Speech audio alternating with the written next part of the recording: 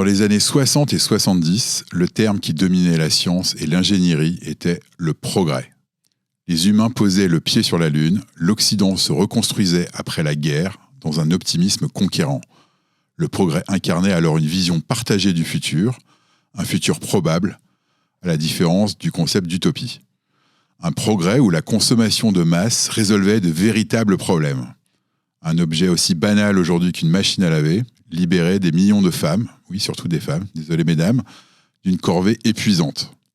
Le progrès, c'était cette confiance qui poussait une majorité d'étudiants américains dans une étude universitaire des années 60 à répondre qu'ils accepteraient de voyager vers le futur sans retour possible, rêvant de voitures volantes, de robots serviteurs et de vacances sur Mars. 40 ans plus tard, un terme a supplanté totalement celui de progrès, l'innovation. Au sens étymologique, et je vous renvoie à l'excellente vidéo d'Étienne Klein sur le sujet, l'innovation vient du latin innovatio, qui désignait un amendement à un contrat lorsque la situation initiale avait changé.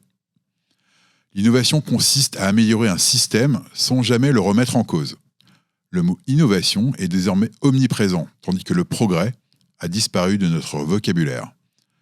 L'innovation, c'est la machine à laver dotée de 35 modes de programmation différents. L'innovation, c'est ce qui explique que nous n'ayons sans doute pas remis les pieds sur la Lune depuis 50 ans. L'innovation, c'est ce qui fait que plus personne ne souhaiterait emprunter cette machine vers le futur, de peur de découvrir l'état du monde en 2060, sans pouvoir revenir à notre présent. Certes innovant, mais rassurant. Dans un monde obsédé par l'innovation, l'IA apparaît comme l'outil ultime. Celle où c'est la machine qui invente, qui innove pour l'homme, ou dans sa vision optimiste, celle qui aide l'homme à innover. L'innovation est une nouveauté mise en usage. L'innovation est moralement neutre. Le smartphone est une innovation. Les réseaux sociaux sont une innovation. Les pesticides chimiques sont une innovation. Mais pour chacune de ces inventions, on pourrait débattre s'il s'agit véritablement d'un progrès. D'un progrès comme l'ont été la vaccination, l'alphabétisation de masse, l'ampoule électrique ou l'ordinateur personnel. L'IA générative n'est pas qu'un outil supplémentaire dans notre arsenal numérique. C'est ce que les anthropologues qualifieraient de fait social total. Un phénomène qui touche simultanément toutes les dimensions de notre existence. Le travail, l'éducation, la création, la communication, jusqu'à notre rapport à la connaissance et à la vérité. En quelques mois, ces systèmes ont infiltré tous les domaines. L'étudiant génère ses dissertations, le consultant ses rapports, l'artiste ses images, le développeur son code. Mais le bouleversement le plus profond réside dans cette délégation progressive à ces machines d'une part essentielle de ce qui nous définissait. Penser, créer, formuler. Pour Martin Heidegger, philosophe allemand à la pensée intense, sauf pendant la période 39-45, l'IA générative représenterait l'aboutissement de la métaphysique occidentale, la mise en disponibilité totale du logos, du langage, de la pensée. Nous ne créons plus, nous actualisons. Nous ne pensons plus, nous requêtons. Cette lecture, bien que philosophiquement minoritaire, éclaire un risque fondamental. Perdre notre rapport authentique au monde non médiatisé, à la pensée comme effort, à la création comme surgissement. L'IA est également présentée comme un facteur de productivité, qui démocratise l'accès à des capacités autrefois réservées aux experts. N'importe qui peut désormais produire un texte structuré, une image professionnelle, un code fonctionnel. C'est une forme d'égalisation des capacités comparable à ce que fut l'imprimerie pour l'accès au savoir. Mais cette analogie avec l'imprimerie révèle aussi le piège. L'imprimerie a diffusé le savoir sans pour autant rendre tout le monde savant. Elle a même créé de nouvelles formes d'illettrisme chez ceux qui ne maîtrisaient pas la lecture. De même, l'IA générative creuse une nouvelle fracture entre ceux qui comprennent ses mécanismes et ses limites et ceux qui subissent son autorité apparente. Le phénomène d'autorité de sortie s'avère particulièrement préoccupant. Face à une réponse bien formulée, structurée, apparemment cohérente, notre esprit critique s'endort. Nous oublions que ces systèmes n'ont aucune compréhension de ce qu'ils énoncent, qu'ils ne sont que des perroquets stochastiques, même si c'est un petit peu simplifié, pour reprendre l'expression d'Emily Bender. La productivité, on en parle toujours, certes, mais pourquoi faire ? La question environnementale agit comme un révélateur de nos priorités réelles.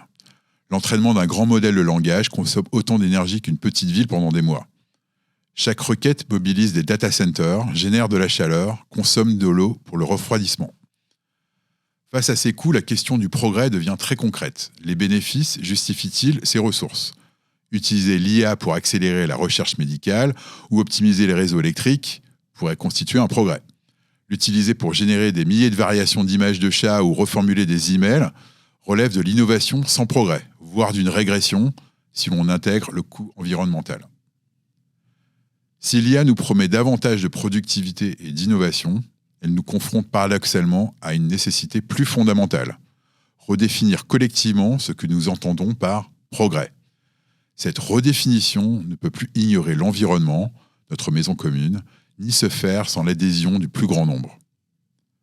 L'IA, par l'ampleur des transformations qu'elle induit et des ressources qu'elle mobilise, nous impose un retour à la politique dans son sens le plus noble. Non pas la politique partisane et ses querelles stériles, mais la politique comme délibération collective sur un avenir commun. Elle nous force à poser des questions essentielles. Quelle société voulons-nous construire ? Quels usages de la technologie sont véritablement émancipateurs ? Comment concilier innovation technologique et préservation de notre écosystème ? Ce retour aux politiques est d'autant plus crucial que l'IA, contrairement aux innovations précédentes, touche au cœur même de ce qui nous rend humains, notre capacité à penser, créer, décider. Nous ne pouvons plus nous contenter de subir l'innovation comme une force naturelle inéluctable. Nous devons collectivement choisir, orienter et parfois même refuser. L'IA pourrait ainsi, paradoxalement, nous offrir l'occasion de dépasser enfin la tyrannie de l'innovation pour l'innovation, en nous forçant à questionner l'usage de nos ressources limitées, en révélant les fractures de notre société, en nous confrontant à nos responsabilités collectives. Elle pourrait catalyser l'émergence d'un nouveau progrès, un progrès conscient de ses limites planétaires, démocratiquement débattu, orienté vers le bien commun plutôt que vers l'accumulation infinie de nouveautés. C'est peut-être là le véritable défi de notre époque, transformer l'outil le plus puissant jamais créé en levier d'une réflexion collective sur ce que signifie progresser au XXIe siècle. Non plus conquérir l'espace ou accumuler les gadgets, mais construire une civilisation capable de prospérer dans les limites de sa planète, en harmonie avec elle et avec elle-même.